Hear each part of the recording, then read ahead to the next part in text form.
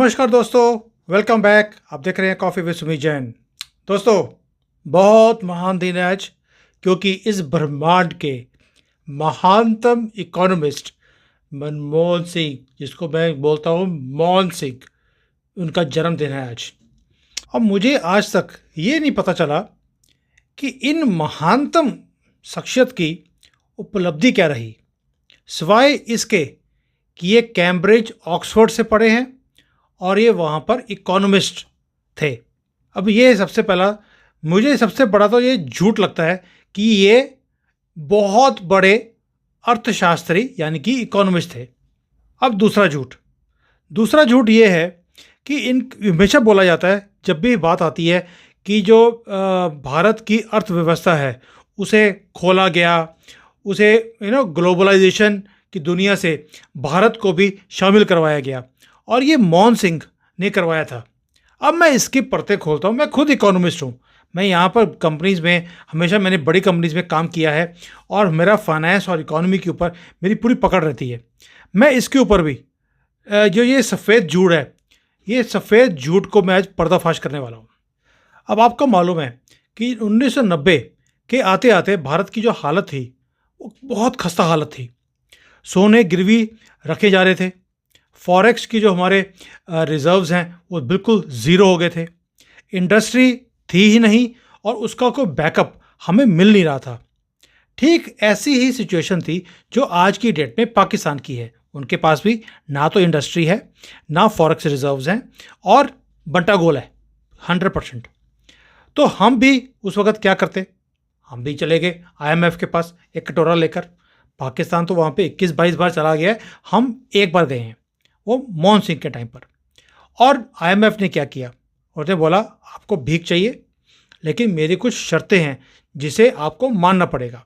वही शर्तें सेम जो उन्होंने पाकिस्तान के लिए भी रखी हैं। अभी आपको मालूम है कि कौन कौन सी शर्तें थी।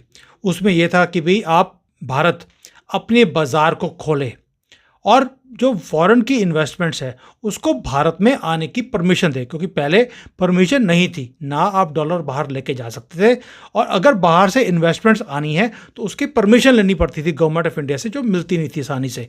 उन्होंने बोला इसको खोलो आप।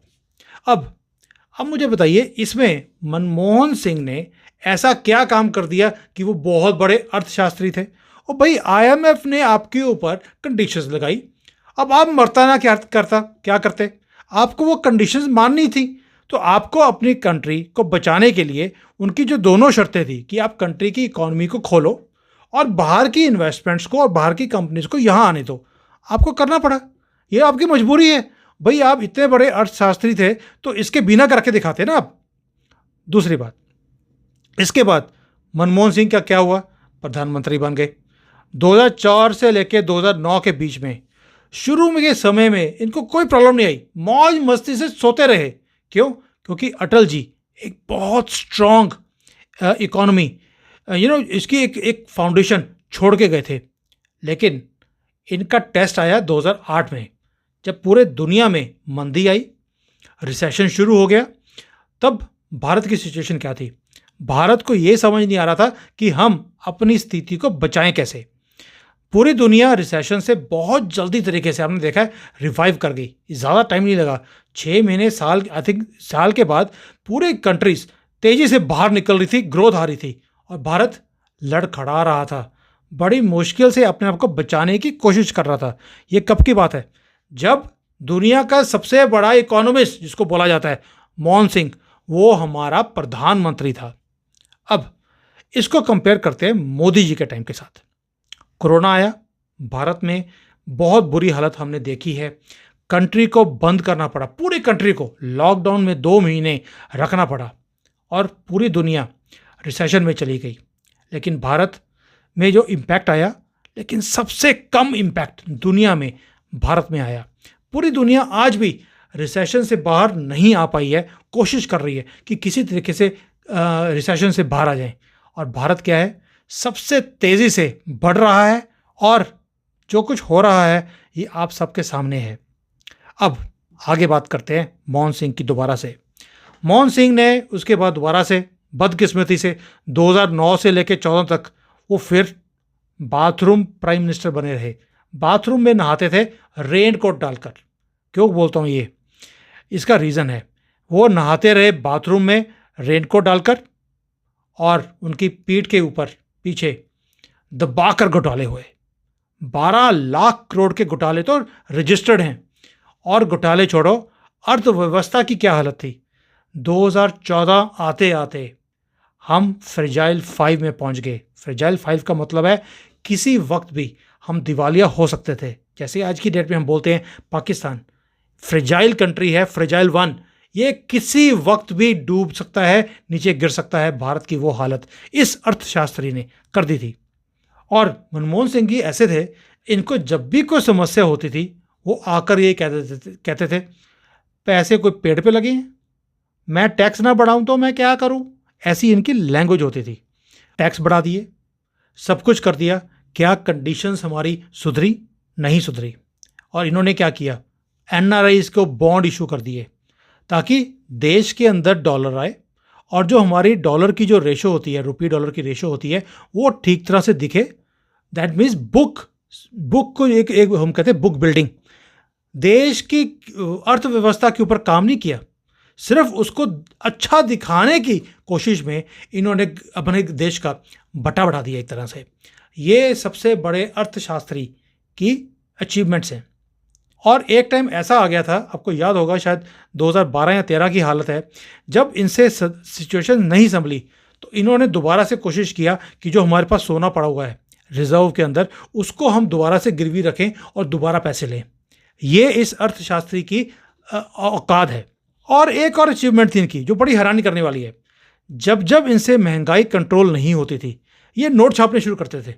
उससे क्या हुआ कि जो महंगाई है वो कभी भी 10%, 10, 12, 15% से नीचे कभी आई ही नहीं। और ये बोलते हैं ये सबसे बड़ा अर्थशास्त्री है। तभी मैं बोलता हूँ इनको, ये रेन कोट डालकर नहाते थे। अब जो तेल हम लेते थे, हम लोग बाहर से खरीदते थे, उनसे उधार में लेते थे ये कभी भी, क्योंकि पैसे थे नहीं। और जो लिया भी और अपने देश में बांटा भी, उसको सब्सिडी देकर किया। वो सारे बॉन्ड्स के पैसे मोदी जी को देने पड़े हैं। और एक बार तो इन्होंने ये प्लान कर लिया था कि भी जो पेट्रोल पंप हैं वो दिन में शुरू होंगे, रात को बंद हो जाएंगे, ताकि ना तो लोग तेल डलवाएंगे, ना हमें तेल भरना पड़ेगा, और तेल की जो यूसेज है वो कम हो जाएगी, उससे पैसे बचेंगे। ये है अर्थशास्त्री सबसे बड़ा, ये उनकी प्लानिंग है मोहन सिंह की अंडर गांधी फैमिली। इसके अलावा और कितना कुछ है अब मुझे याद नहीं है, क्योंकि 10 साल पुरानी बात हो गई है। दैट मीन 20 साल की बात कर रहे हैं हम लोग, 20 साल पुरानी बातों अब मुझे इतनी याद नहीं है। जो जो मुझे मोटा मोटा याद था वो मैंने आपसे बता दी। अब सेंसेक्स पे बात करते हैं। सेंसेक्स पार्टिसिपेटरी नोट्स जो होते हैं उसके ऊपर चलता था। इकोनॉमिक ग्रोथ हमारी जो सिर्फ रियल एस्टेट, क्योंकि इनके टाइम पे रियल एस्टेट इन्होंने बहुत ऊपर ले गए, वो भी फजार था, वो भी एक बुक बिल्डिंग का तरीका था। उसके कारण हमारी ग्रोथ हमें दिखती थी। फॉरेक्स आपको मालूम है उधार पे चल रहे थे हम लोग। रोज़गार इन्होंने बोला था कि हम मिलियंस ऑफ रोज़गार देंगे, जो कि इन्होंने सिर्फ वायदे किए, लेकिन मिला किसी को भी कुछ नहीं। और जब मोदी जी ने कहा था कि तुमने बोला था कि तुम 1 करोड़ नौकरियां के वादे करके गए थे, कहाँ गए? इन्होंने इतनी चालाकी दिखाई और इन्होंने वो बात मोदी जी के ऊपर ही डाल दी कि मोदी जी ने कहा था कि मैं 2 करोड़ रोज़गार का वादा करता हूं और जैसे ही मैं प्रधानमंत्री बनूंगा मैं 2 करोड़ रोज़गार दूंगा। मोदी जी ने किसी भी भाषण में ये बात नहीं करी थी। उन्होंने इनको याद दिलाया, इन्होंने उठा के मोहन सिंह ने और ये गांधी फैमिली ने मोदी जी के ऊपर ही बात डाल दी। और यही रीज़न है कि जो मॉर्गन स्टैनली बहुत बड़ी एक कंपनी है, उन्होंने क्या बोला था, उन्होंने एक डिटेल्ड रिपोर्ट निकाली थी उस वक्त कि जो मोदी का ये भारत है ये 2013 के भारत की तरह नहीं है।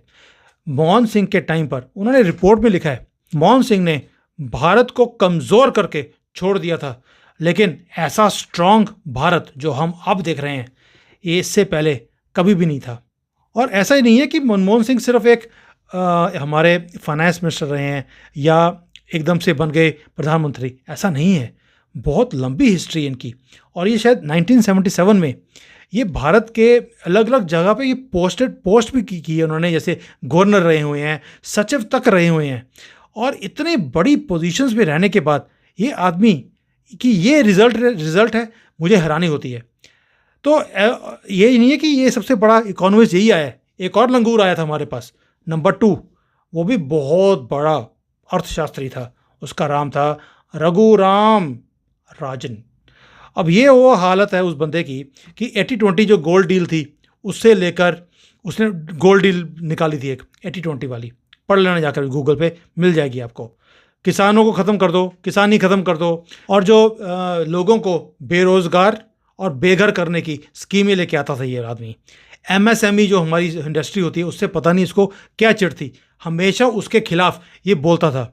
और इसकी जो नफ़रत है भारत के साथ वो इतनी ज़्यादा है कि अभी भी ये साल में एक बार भारत में आता है और हमेशा बोलेगा कि बस मंदी आने वाली है, ये अगले महीने आ जाएगी। जैसे आते हैं ना कई लोग भी, चाइना जो है बस अगले 3 महीने में डूब जाएगा और टुकड़े टुकड़े हो जाएंगे। 3 साल से वो यही राग बोलते जा रहे हैं, बेवकूफ़। वही हाल ये रघुरमन का है। और ये बोलता था हमेशा कि बस ये जो ग्रोथ है ना इतनी स्लो, ये हिंदू ग्रोथ है, ये इसको हिंदू ग्रोथ बताता था ये। और जो हमारी पीएलआई स्कीम है जो हमने अभी किया है कि प्रोडक्शन लिंक्ड इंसेंटिव्स, ये बोलता था ये चल ही नहीं सकती। और भारत को ऐसी स्कीम्स लेके आने की ज़रूरत क्या है जब चाइना मैन्युफैक्चरिंग कर रहा है, भारत को ये मेक इन इंडिया बनाने की ज़रूरत क्या है। और ये पप्पू उसके सामने यही बोलता था, हम चाइना को नहीं हरा सकते। आप बिल्कुल सही कह रहे हैं। इसीलिए मोदी जी ने इसको दूसरी टर्म नहीं दी, क्योंकि उनके मालूम था कि अर्थशास्त्री हमने पहले एक देख लिया जिसने हमारे बैंकों को आईसीयू में डालकर छोड़ दिया था और 10 लाख करोड़ रुपए के तो एनपीए छोड़ दिए थे। तो उन्होंने देख लिया था कि भाई 10 साल उस अर्थशास्त्री ने हमारा साथ क्या किया है। अब ये दूसरा पप्पू आ गया है, ये हमारे साथ क्या कुछ करेगा। मोदी जी ने लात मारी पिछवाड़े पे, उसको बोला तू जा वापस, जहाँ पे यूनिवर्सिटी में तो पढ़ाता था तो वहीं पे जा, तो वहीं लायक है, बच्चों को पढ़ा ताकि वो ज़िंदगी भर दोबारा से कभी भी ना खड़े हो सके, ना कोई ढंग का काम कर सके। अभी ये अर्थशास्त्री आज की डेट में पप्पू का है, तो आप समझ सकते हैं पप्पू का भी क्या होने वाला है। तो अब बात करते हैं मनमोहन सिंह की। जब मैं ये सब कुछ देखता हूँ तो मुझे समझ नहीं आता कि इस रेन कोट बाबा और इसको किस मुंह से कई लोग बोल देते हैं कि ये बहुत ग्रेट आदमी था, ये बहुत बड़ा अर्थशास्त्री था। ऐसा क्या ग्रेट उखाड़ लिया यार इस बंदे ने कि हमारे देश के हित में कोई भी काम किया नहीं है। मैं आपसे क्वेश्चन पूछता हूँ, ऐसा क्या ग्रेट इस बंदे ने किया हमारे देश के लिए कि आपको दिखता भी नहीं है कि भाई सिर्फ इसलिए कि ये विदेश से पढ़ के आया है। दैट मीन्स कि हमारा जो कॉलोनियल माइंडसेट है उससे बाहर हम आ ही नहीं पा रहे। आज भी हम ये कहते हैं कि जी गवर्नर क्योंकि ये बाहर से पढ़ के आया, ऑक्सफोर्ड से पढ़ के आया हुआ है, इसलिए ये ग्रेट है। भाई उसके बराबर में देखो आप, जो हमारा करंट जो अभी गवर्नर था उसे पूरी दुनिया ने उसे सपोर्ट किया कि ये बेस्ट गवर्नर्स में से एक है। उसके पास डिग्री क्या थी, ना वो ऑक्सफोर्ड से पढ़ा, ना वो कोई इकोनॉमिस्ट, सिर्फ एमए की हिंदी में, और पूरी दुनिया उसके ऊपर नाज करती है। अब ऐसा गवर्नर चाहिए कि वो गवर्नर चाहिए जिसने जो रेन कोट डालकर नहाने जाता है। बाकी प्रधानमंत्री की बात करते हैं। प्रधानमंत्री हमारा कौन है? कोई राहुल बाबा की तरह ऑक्सफोर्ड से और वहाँ से पढ़ के या फेल होके नहीं आया, चाय वाला है। और एक चाय वाला इस देश को इतनी बुलंदी पे ले गया कि आज पूरी दुनिया लोहा मानती है और दुनिया तारीफ़ करती है हमारी अर्थव्यवस्था की, हमारी कूटनीति की, और जो हमारी फॉरेन पॉलिसी है, जो हमारी स्ट्रेंथ है, जो ट्रूडो के हमने कपड़े फाड़े हैं। भाई वाह, क्या बात है। खैर एनीवेज, आज ये जो टॉपिक है ये हमारे प्रधानमंत्री का नहीं है, आज मनमोहन सिंह का दिन है। भाई उनको हैप्पी बर्थडे हमें देना चाहिए। देश आपका योगदान हमेशा याद रखेगा। और योगदान क्या था कि आप 10 साल उस कुर्सी पे बैठे रहे और आपने पप्पू को प्रधानमंत्री नहीं बनने दिया। अगर वो बन जाता तो ये आज हमारी इससे भी ज़्यादा बुरी हालत होती जिस पे आप हमें छोड़ के गए। जय हिंद।